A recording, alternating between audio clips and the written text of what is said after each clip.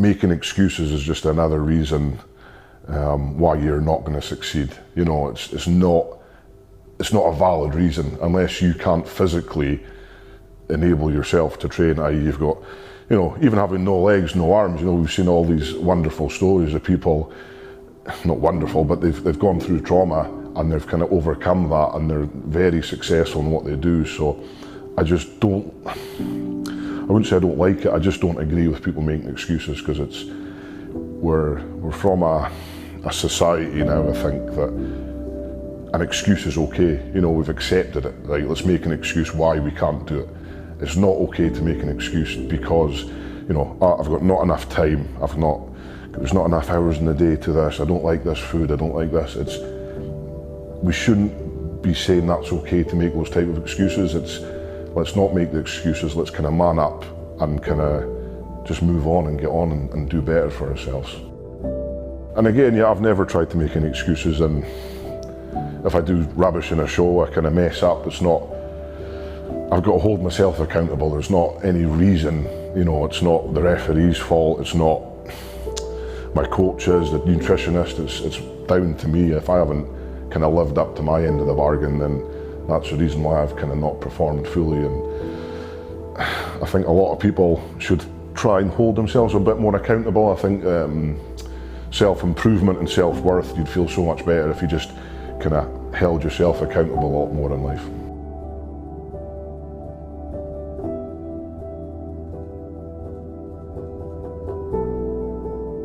Don't stop because of failures. Don't quit because it is getting hard. Success comes at a price, and you must be willing to pay it. I've always kind of said, I mean, like going through school, the thing that stuck up to me was like a teacher said, oh, you're not going to do nothing. And that kind of stuck with me because, you know, a lot of people, with people with additional needs, you know, if someone says that, they'll believe it. And I believed that for a long, long time. So I just think you need to kind of keep around positive people. You know, whatever you want to do, whatever goal you want to set, if it's the biggest goal, smallest goals, just go out and smash it. Because, you know, I'm an example of it, you know, and I've proved hundreds and hundreds of people wrong, and that's what kind of I'm wanting a lot of other people to do, and that's what I'm trying to show people, that, you know, just because I've got Asperger's doesn't mean I'm going to sit back and not achieve goals. You know, I want to be the best in the world, and I'm going to be the best in the world. So, yeah, I just think have a positive attitude to everything you do, and just be around positive people, and you'll get far in life with those two things. You know, some people, if you allow that self-doubt to ruin your dreams, you're never going to get anywhere in life. But the thing is, as long as you're passionate enough, as long as you're coming from the heart and not from the head, and your motivation is pure passion for what you believe in, no one can stop you. Strong mindset will take you as far as you want to go in life. I think everyone who wants success, they have to do the hard work. Some people try and find a shortcut, but you should never want to try and find a shortcut. Hard work should always be like the main thing, and you should enjoy how hard you've got to work as well to get there, because it just makes it that much sweeter in the end. Stop blaming others. Stop blaming people for the reasons you find yourself in now. Stop blaming your situation. Stop blaming your parents. Stop blaming the government.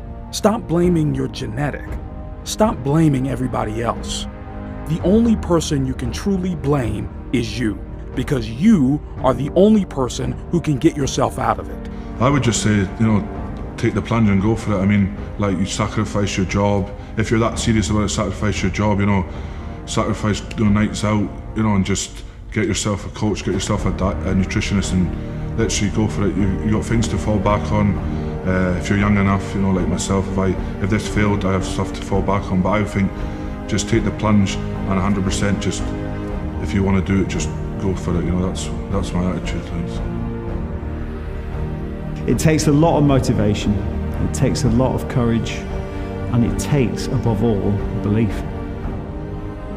I don't want to be one of those guys in 15 years in the pub saying, oh, well, I could have done that, I could have done this, I could have done that. I would hate myself if I turned into one of those people that could have, you know, I could have, should have done it. It's not something who I am. I've not been brought up like that. I've been brought up to, you know, put in the work and get the rewards. That's how I see myself. So I don't want to be like the nearly guy. I said I want to get that level, and I want to be the one that is getting in the ring knowing I'm going to win at that level. I don't want to be fighting these guys thinking, oh, am I good enough or not? I want to get in there and know.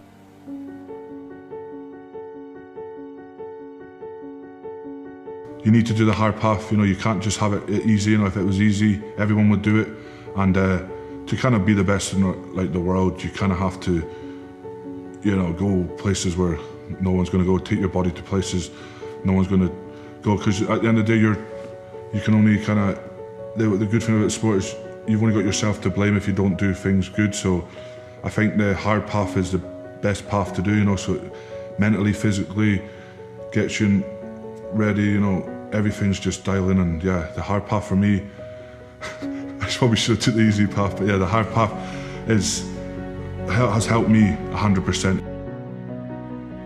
The getting out of your comfort zone is massively important. And again, that comes down to the same thing as obsession. I think you can't just be comfortable in what you're doing, you need to be out of your comfort zone. That's how people live their lives. They're not prepared to step into that discomfort, knowing that on the other side of that is the long-term gain. The way we're wired, and this is the way people operate basically, is everyone's taking short-term comfort, whether that's drugs, drink, relationships, job choices. All the choices they make knowing there's a level of comfort there. And if you want to achieve anything in life, if you want to achieve success at work, success in any aspect of your life, you need to take short-term discomfort for long-term gain. I just don't think about it, just do it. You know, it's, if you find your passion in anything, you know, it could be baking, it could be drawing, writing, whatever, it's find that passion and just don't let it go. Don't have that plan B, you know. That's what I had for so long. So strongman it was just a hobby. You know, even though we were making some money and it was growing and stuff, it was just a hobby. So I thought, well, you know, I'll do the offshore thing. I'll maybe do a bit more of the strongman, but I always had that plan B to go back in the rigs. So now I'm done. There's no plan B, C, D. It's only one thing, and that's strongman.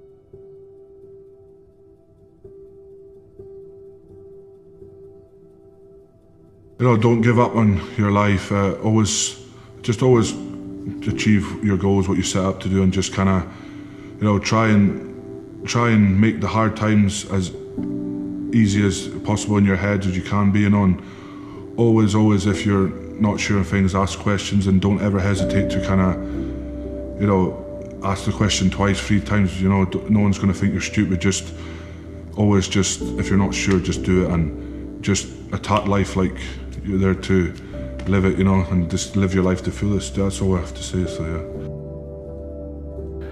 Your life is just so fragile. I mean, you don't know what's going to happen tomorrow, so treat each day like it's your last day, and that's what I've been doing, I think, for the last little while, and it's you enjoy life a lot more doing it that way, I think.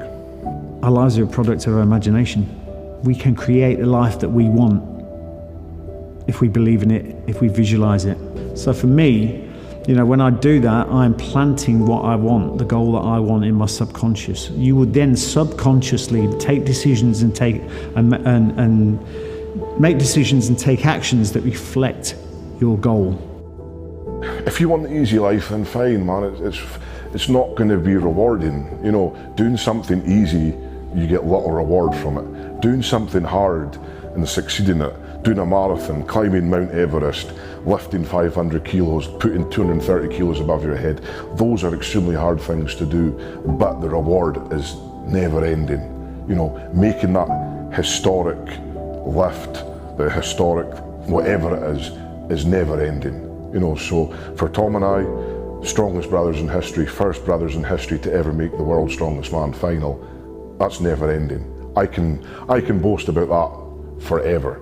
And that was hard to do. That was 99.99999% of people will never ever do that. And that's because too many people want the easy stuff. And they're happy with that, that's fine. But know that the harder way is always a bigger rewards. Nothing truer has ever been said. It's simple, you know, go down that. If you've got a path, easy path, hard path every time. Every time.